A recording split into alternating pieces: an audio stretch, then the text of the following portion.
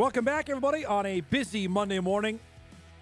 Thanks to Eric for giving us the draft lowdown. Glad he had a blast. Glad he's back with us.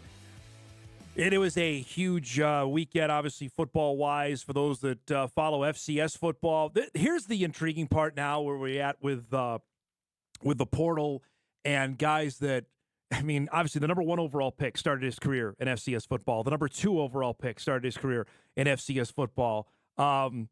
And those schools should absolutely brag about that they had the number 1 or number 2 pick. I'm all on board. If you're there for a year or 2 or even 3, absolutely, he's yours. As we welcome in Sam Herder from Hero Sports BetMGM. That's my 2 cents on it. There's no, I know, defined rule, Sam, but if you're there and contribute like obviously Hunter and Ward did, those Jackson State and Incarnate Word should brag about that to the end of time. Yeah, I think so too. I mean, you found those guys. Ward and Hunter were kind of different. I mean, Hunter was a 5-star recruit Correct. that went to Jackson State because of Deion Sanders. Meanwhile, Ward, was a 0-star recruit. Only D1 offer was UIW. But I still think those schools should be able to claim those guys. I know for like who counts as an FCS draft pick, like myself, like Zach McKinnell, Craig Haley. I know like Mike Kern as well, who runs the FCS Football Insider. Like we all kind of determined, and this was a few years ago, that for an FCS guy to count as a draft pick, we basically decided that if a guy played multiple years in the FCS and then he grad transferred or he just played 1 year in the FBS, we'll still count him. So like Princeton, Jalen Travis, UC Davis, Teddy Buchanan, they played multiple years in the FCS. They graduated from the FCS school. And then they played 1 year in the FBS. They got drafted. We counted those guys. Yeah. But guys like Scatabo, Shadur, Travis Hunter, we didn't count them just because they played multiple years in the FBS. And so I've heard from both sides, like, Cam Ward should count as an FCS draft pick. I've also heard that, Jackson Haas, he shouldn't count as an FCS draft pick because they announced him from Georgia Tech. Right. But he graduated from Yale, and he played 4 years there. So I don't know. There's no magic way to count FCS draft picks, but that's kind of our strategy, is to count guys that played their last year in the FBS and multiple years in the FCS. Guy that played his entire career in FCS is Tommy Maly, and we discussed this a couple weeks ago about his draft scheme that was picking up not a quarterback, but in a wildcat wide receiver kind of role. The Raiders end up selecting him in the 6th round. 2 picks later, they take Cam Miller with the pick. So these 2 guys I mentioned off the top of the show, Sam, who've been linked since 2021, they're going to continue to be linked now as they go to the pros. Yeah, it's crazy how just intertwined their careers have been. And, you go back to 2021, those 2 started against each other as freshmen. And then, coming all the way full steam ahead to this last year where they're battling again. And it was a great quarterback duel in Frisco. The night before they went head to head again in the Walter Payton Award voting, and now, being teammates for the Raiders, I think is really cool, and being picked so close to each other as well. And so I think that's an exciting landing spot for both.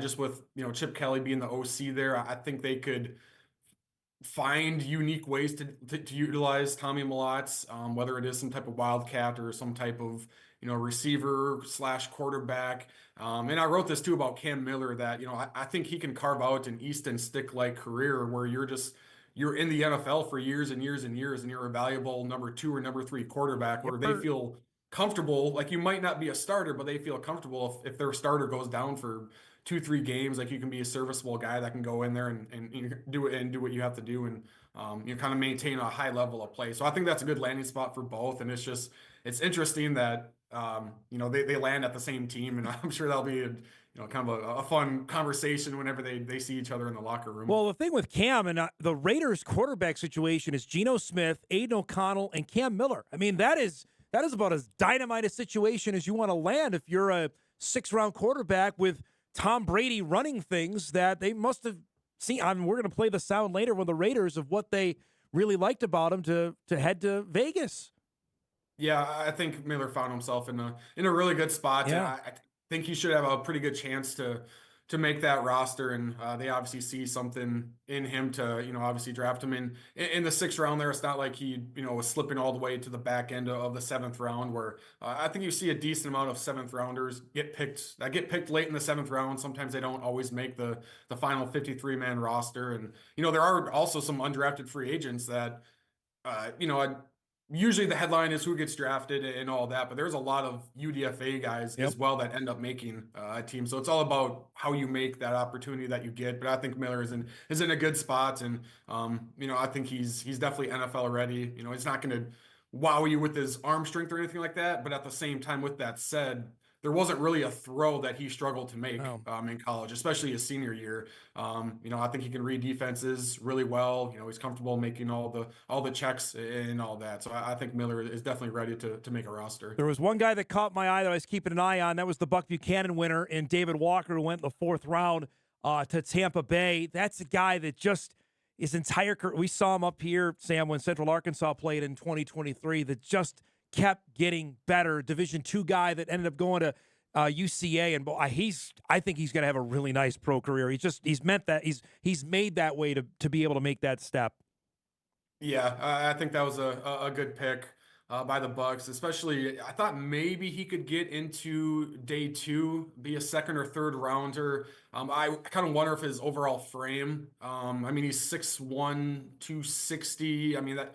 And he's more of an edge guy, but maybe if he plays in a 3-4, that could maybe be better for him. But he's not that prototypical 6'3", 6'4", long arms type of edge guy. But with that said, he was at the Senior Bowl and he was dominating. Yeah. Power four offensive tackles, and so he has great strength. And so he was still able to get to the quarterback at the Senior Bowl, and I think that showed that while he doesn't have that prototypical edge frame and length about him, he can still be a very, very impactful player. Anything else? Any other takeaways you had from guys over the weekend that either got a free agent deal or got drafted out of the FCS ranks? Yeah, I was pretty surprised that Marcus Ware did not get picked. Yeah. The Montana State offensive guard, played tackle a couple of years ago. I saw as high as fourth or fifth round for him, so I thought he would probably get drafted, and I was really surprised that he didn't. I still haven't seen him get a UDFA or a rookie minicamp invite, which is very shocking. But that'll come. Like, I know a lot of Montana State fans are wondering, like, why hasn't he gotten an invite or a UDFA contract yet? I don't know why. He could have multiple offers out there and he's weighing the offers, or maybe he's slipping through the cracks a little bit, but he'll eventually get his opportunity somehow, some way. And whoever gets him, I think, is going to get a very valuable guy, because I really thought he was going to get drafted. So I was surprised to see him slip out of the draft. Junior Bergen getting picked, I think was a pleasant surprise. I thought he'd be a UDFA type of guy just with his returning abilities. That makes him super valuable for NFL teams. But the fact that he got into the draft, slipped into seventh round, I think was really cool to see for Junior Bergen. All right, so William and Mary ended up having a draft pick as well. Charles Grant got selected, I believe, on day 3, or was he a day 2 guy? I can't remember now. He was third round pick, so he was a day 2 pick. Earlier in the day, William and Mary made some news that they're going to leave the Colonial in football and head to the Patriot League. This is a tremendous Friday news dump, Sam. It was about, I don't know, noon. I saw it on Friday. Like, oh, yeah, hey, the announcement's going down that William and Mary is leaving the CAA. And I want to get to the trade-off, the tweet you put out on Friday, because it's just such a lopsided deal. What do we make of this? And is why for them to depart and join Richmond and go into the Patriot League in 2026? Yeah, I think back when Richmond announced this move sometime a year ago, that Richmond would be leaving CAA football. And there's it's not like the Missouri Valley Football Conference and the Missouri Valley Conference, because those two are two separate. Like, CAA football and CAA are the same thing, but they do kind of differentiate CAA football and CAA. And so there are some CAA football members that play their sports elsewhere. But it is interesting that William and Mary is an all sports member in the CAA, but they're departing from the football side of things, but their other sports are still staying Right. in the CAA, which I thought was interesting. But they're following a similar path as Richmond, who is kind of their big time rivalry. It's the fourth most played Division I rivalry in football, and so they're moving kind of together in a sense. Richmond's going this year to the Patriot League, William and Mary next year, but once Richmond made that announcement, a lot of us, I think, thought, okay, William and Mary might not be too far behind. It took a Right. bit longer, a year later. I kind of wondering about Villanova, who's a football only member in the CAA. Could they make a move now to the Patriot League as well? That's something to keep an eye on. But yeah, it's an interesting move. It's another tough loss for the CAA. It's another great gain for the Patriot League. But I mean, William and Mary and Richmond are two usually pretty good teams in football. You couple that with Delaware and James Madison. Those are some tough hits for the CAA. There is this is from the old CAA commissioner, sent out a statement. This is in 2012, an email saying that the league was informed the Patriot League was pursuing 4 CAA schools for football membership: Richmond, William and Mary, Villanova, and New Hampshire. 2 down, maybe 2 to go a decade later. Sam, they may go and you made sense on Villanova. Why would New Hampshire stay, right? Yeah, I think it's kind of one of those domino things, Yeah. and I remember talking about it with transfers. Like sometimes it's just a snowball effect. All it takes is one Right. player or one team to go, then a second team or player, goes, changes conferences or enters the portal, then it's kind of a snowball effect from there. And I think the CAA is still relatively strong. I mean, they're still sending, teams to the playoffs. I know this last year they didn't perform super well in the playoffs at all, but 2 years ago they had a semifinalist and a quarterfinalist. And so it's not like the league has gone from really good to really, really bad, but they've definitely gone from really good to, just above average a little bit. And now with these departures, like I said, William and Mary and Richmond are two good Yeah. teams. They join James Madison and Delaware departing. If they lose Villanova, that's another good team. And if they lose New Hampshire, I know UNH has dropped off, but they made like 15 straight playoffs Uh-huh. from the mid 2000s through the mid 2010s, somewhere around there. So those are kind of blue blood teams. And I think just the makeup of the CAA has changed so much. And I know some of the longtime members haven't been super thrilled with some of the additions they've made. And so they've really evaluated where they belong and if they want to remain in the CAA. This is the teams they've added or they've lost since 2021. James Madison, Delaware, Richmond, William and Mary, as you just pointed out. Here's who the CAA's added: Bryant, Campbell, Hampton, Monmouth, North Carolina A&T. 4 of the 5 of those schools are privates, and all of them are really, really tiny, and all of them aren't very good in football. That's why these schools are leaving in terms of Richmond and William and Mary. Yeah, I think there is definitely concern about watering down the ranks. I think like North Carolina A&T at the time was a really good Good ad. move. Yep. Because they were dominating the MEAC. They won multiple Celebration Bowls. They had like 3 straight seasons of draft picks and FBS wins. So that was a really good ad at the time. But NCAA has really struggled since joining the CAA. I also thought Monmouth was a good ad because Monmouth was coming off, I think, back-to-back Big South championship. So that was a good ad in my opinion. But once they added Hampton, I kind of went, I don't know. Yeah. And then Bryant was the last one. And that was when that like not elevated, but it increased the membership to 16 teams. And I think Bryant was really the one where you go, what is the CAA doing here? Like, Correct. why do they need 16 members? Like Bryant didn't have much success. And so I think a couple of those additions were fine, but then a couple more really just watered things down. And you can't replace a James Madison. There's no one out there where you can replace a James Madison. Same thing with Delaware, like really good facilities, really good, funding and all that. So you can't replace those with another team, but trying to replace James Madison with 4 teams, I don't think was necessarily the right route to go. And so that's why I think, like I said, these teams were started to evaluate if they wanted to remain in the CAA or not. Got an email to ask you. I know you're not a great NFL draft mind. That's no slight to you, but asked to Sam, is Bryce Lance being considered as a first-round NFL draft pick? I can answer that, and I'll let you hop in. Absolutely. I can tell you that right now, that the momentum is there, Sam, that this time next year we could be talking about another North Dakota State first-round draft pick. Yeah, I think he'll be, if not day one, day two for sure, which is rounds 2 and 3.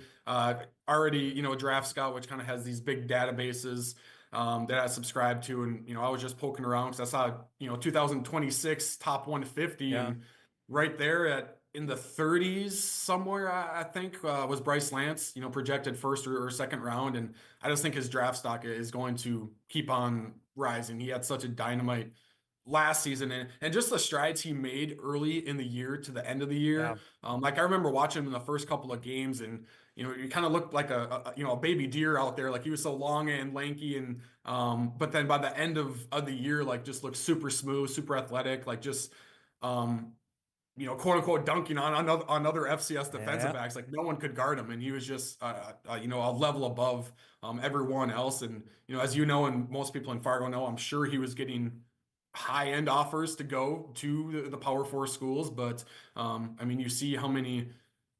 NDSU has had what 14 draft picks since 2014, something Yep. like that. And I looked and I think I tweeted this out too. NDSU has more draft picks than every single Mountain West team except for two, Boise State and I believe San Diego State. And so if you want to be a draft pick and you play at NDSU, like why not stay there and Yepper. continue dominating the competition? And I thought Bryce Lance is set for another great year and is certainly going to be the next draft pick from NDSU. One last thing, and I wanted to get this in real quick, and it's hard to do this quickly, but the House settlement is not settled. The judges said actually the NCAA needs to figure out how to grandfather in the roster limitations, which they were going to just have cuts.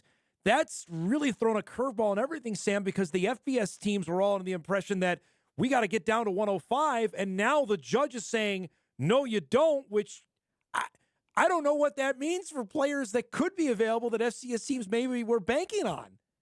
Yeah, and you're already seeing a good amount of FCS teams picking up on FBS transfers who are already in the portal, but I don't know why the NCAA has dug their heels in so much on this. But it kind of sounds like maybe they're going the other way. They will grandfather in They or kind better. of morph in a little bit the roster limitations because if they don't, the settlement is not going to get approved. And if they go to court on this and they lose the court case, like the NCAA is done so. They're going to be bankrupt.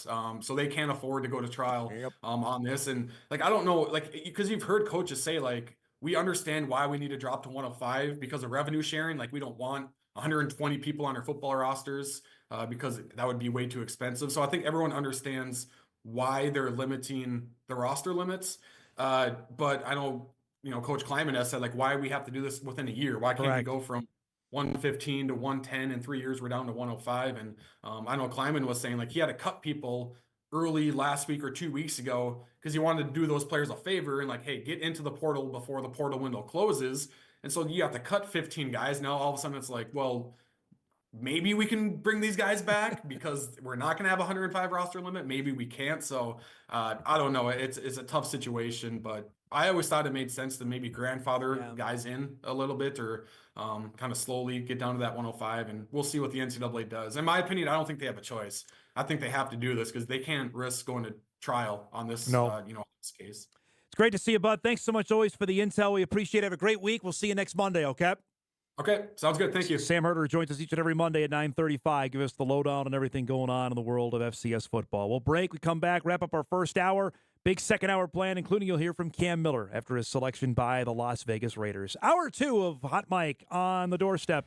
Back on WDAY Extra right after this.